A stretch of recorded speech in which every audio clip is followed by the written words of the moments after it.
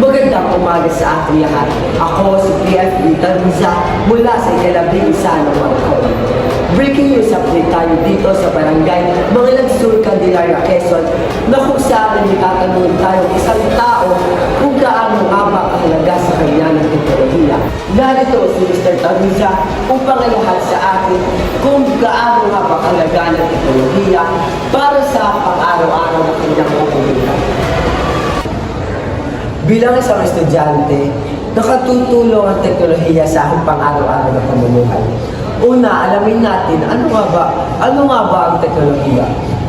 Ang teknolohiya ay isang aplikasyon ng siyentipiko, kaalaman para sa mga praktikal na layunin ng aplikasyon.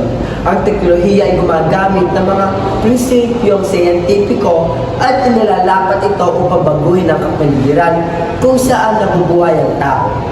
Maaari rin gamitin ng teknolohiya ang mga prinsipyong siyentipiko upang paunlarin ang industriya o iba pa mga konstruksyon ng tao. At nalaman natin kung ano nga ba ang teknolohiya. Samahan mo akong tuklasin kung paano ako binago at ginagamit ang teknolohiya. Isa lang ang masasabi ko, arap na! Tulad na lamang na computer, kung saan dito ako gumagawa ng aming mga activities sa aming major na computer programming, kung saan coding, halimbawa na lamang ito.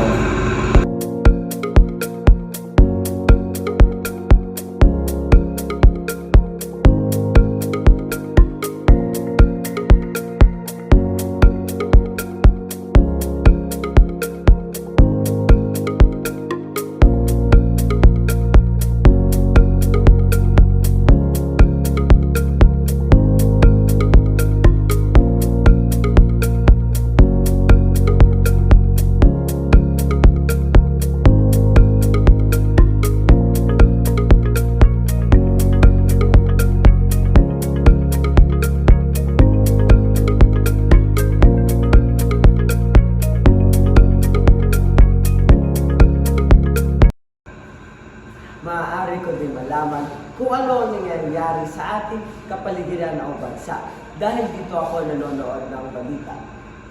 At ito rin ang aking ginagamit sa tuwing nag-i-stream ng aking mga paboritong panoorin tulad na lamang ng K-drama, music video, or makinig ng music. Cellphone. Ito rin yung malaking papel sa aking pang-araw-araw ng pamumuhay.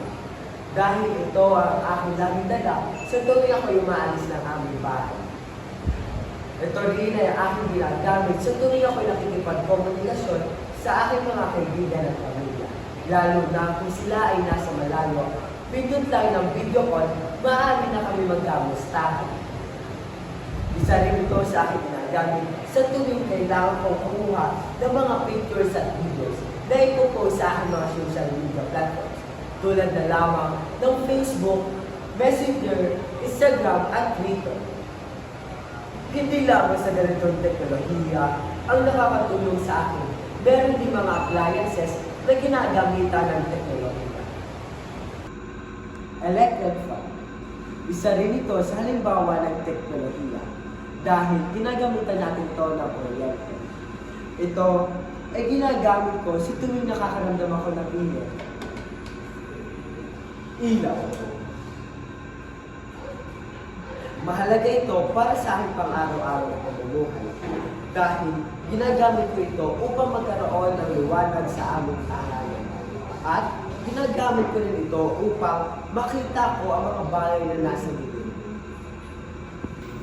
At ngayon, natuklasan na natin kung gaano nga ba kahalaga kay Mr. Taruza ng teknolohiya para sa kanyang pang-araw-araw na pamumuhay. Bago tayo matapos, may isa lamang akong gustong payo sa inyo lahat. Sa paggamit natin ng teknolohiya, kailangan natin limitahan sapagkat meron ito mga positibo at negatibo na pwede maging sanhi na hindi natin masabing pangyayari, mabuti man ito o masama. Kaya, kailangan natin limitahan at maging alerto sa paggamit nito.